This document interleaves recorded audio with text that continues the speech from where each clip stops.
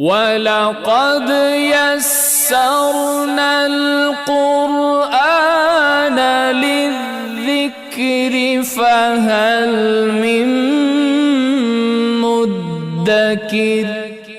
پھر ایک اور بات آگے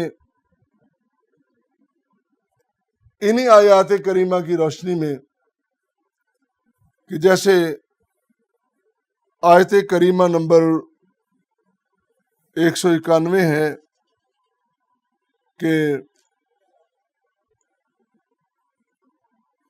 وَلَا تُقَاتِلُوهُمْ عِنْدَ الْمَسْجِدِ الْحَرَامِ حَتَّى يُقَاتِلُوكُمْ فِيهِ فَإِنْ قَاتَلُوكُمْ فَاقْتُلُوهُمْ كَذَلِكَ جَزَاءُ الْكَافِرِينَ۔ کیا بیت اللہ میں قتال کرنا جائز ہے؟ بیت اللہ میں خانہ کعبہ میں لڑائی قتال جائز ہے؟ پہلی بات تو میں نے پہلے بھی ایک جملہ عرض کیا ہے کہ یہ جو خانہ کعبہ ہے بیت اللہ ہے یہ پہلے دن سے ہی محرم محترم اور مکرم رہا ہے۔ 12 مہینوں میں سے چند مہینے بھی مختص کیے گئے کہ ان میں لڑائی نہیں کرنی، اور یہ علاقہ تو بالخصوص منع کر دیا کہ یہاں تو کوئی لڑائی نہیں کرنی۔ صحیح بخاری کی روایت ہے، نبی کریم صلی اللہ علیہ وسلم نے فرمایا ان هذا البلد حرمه اللہ یوم خلق السماوات والارض، یہ سرزمین مقدس اس کو اللہ تعالیٰ نے محرم اور محترم بنایا اس دن سے جس دن اللہ نے زمین و آسمان پیدا کیے۔ جس دن زمین بنی تھی نا، اس دن زمین بنا کے زمین کے اس خطے کو محترم بنا دیا۔ نبی کریم صلی اللہ علیہ وسلم کا ارشاد گرامی ہے فَوَ حَرَامٌ بِحُرْمَةِ اللَّهِ إِلَى يَوْمِ الْقِيَامَةِ۔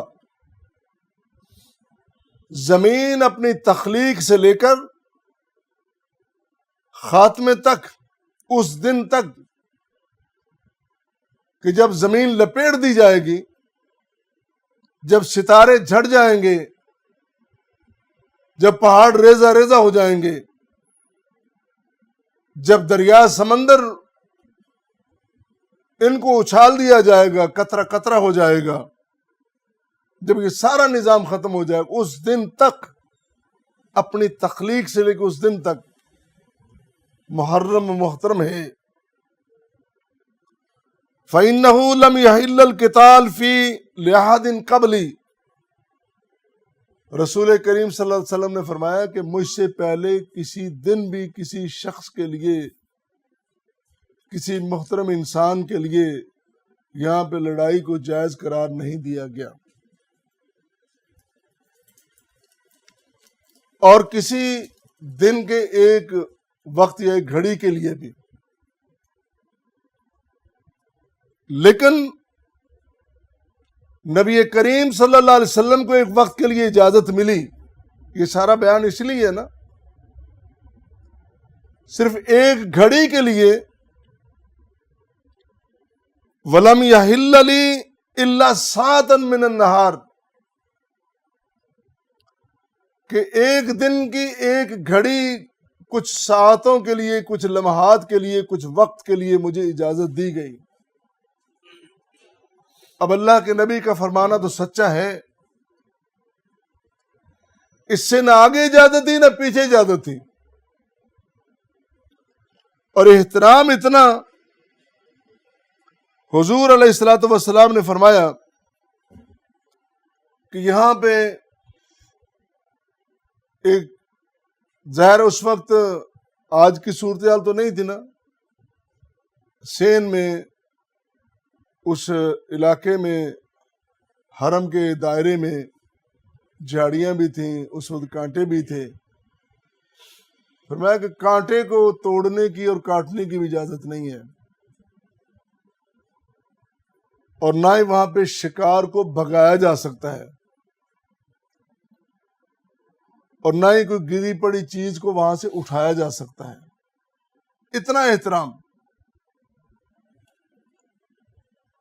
لیکن ایک وقت آیا، نبی کریم صلی اللہ علیہ وسلم کو اجازت ملی اور آپ نے اس گھر کو ان تمام آلودگیوں سے پاک کیا، ان تمام آلائشوں سے پاک کیا جو شرک کی صورت میں، جو کفر کی صورت میں، جو شرک کے نشانات کی صورت میں وہاں موجود تھیں۔ اپنے ہاتھوں سے گرا رہے تھے، ایک ایک بت کو گرا رہے تھے۔ جہاں کانٹا توڑنے کی اجازت نہیں، وہاں اتنے بڑے بڑے مجسمے گرائے جا رہے ہیں اللہ کی اجازت سے۔ اور پھر اس دن، جس دن ہر بندہ یہ سمجھ رہا ہے کہ میں نے اتنے سال اتنی زیادتی ہیں کہ آج میری خیر نہیں ہے، آج تو مجھے پکڑا جائے گا، مارا جائے گا،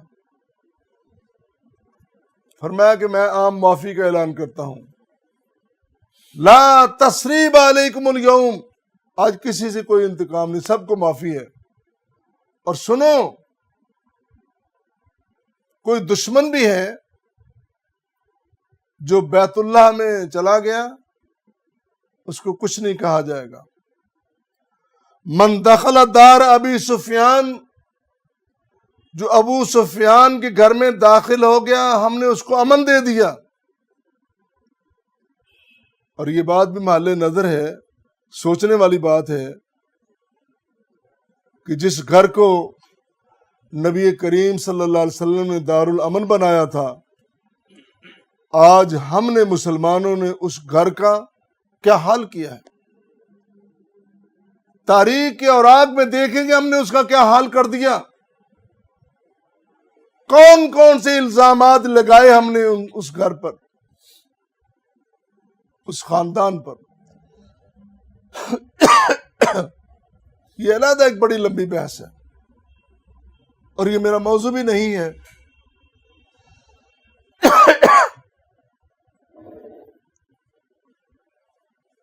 حضور نبی کریم صلی اللہ علیہ وسلم نے جب فرما دیا کہ من داخل دار ابی سفیان فهو آمن، کہ جو ابو سفیان کے گھر میں داخل ہو گیا اس کو امن مل گیا۔ ومن اغلق علیہ دارہ، اور جس شخص نے اپنے گھر کے دروازے بند کر کے اپنے آپ کو اندر داخل کر لیا، مقید کر لیا، دروازے بند کر لیے، اس کو بھی ہم نے امن دے دیا۔ ومن داخل المسجد، اور جو شخص اس مسجد حرام میں، بیت اللہ میں داخل ہو گیا، اس کو بھی امن مل گیا۔ یہ دار الامن ہے، تھا اور رہے گا انشاءاللہ۔ لیکن اگر کوئی بیت اللہ کے اندر بد امنی پھیلائے تو یہ نہیں کہ وہاں پہ کانٹا نہیں توڑنا تو اس کو بھی چھوڑ دیا جائے، فسادی کو نہیں چھوڑا جائے گا۔ فتنہ پرور کو بیت اللہ میں بھی پناہ نہیں ملے گی، فتنہ پرور کو نہیں، فسادی کو نہیں، لڑائیاں ڈالنے والے کو نہیں۔ ایک شخص سازش کے ذریعے انفرادی طور پر، اجتماعی طور پر یہ جتھا لے کر وہاں پہ فساد پھیلانے کی کوشش کرتا ہے اور امن کو تباہ کرتا ہے، اس کی اجازت نہیں ہے، اس کو ضرور روکا جائے گا۔ فتنہ پرور کو، قاتل کو، ظالم کو ضرور روکا جائے گا، اس کی اجازت ہے۔ دیکھو نا، یہ بھی کتنا بڑا مسئلہ ہے۔ اس سرزمین مقدس، سرزمین امن و سلامت، سرزمین امن و سلامتی، جہاں پر اتنے احتیاطات ہیں، وہاں بھی فتنہ پرور کو پھلنے پھولنے کی اجازت نہیں دی گئی۔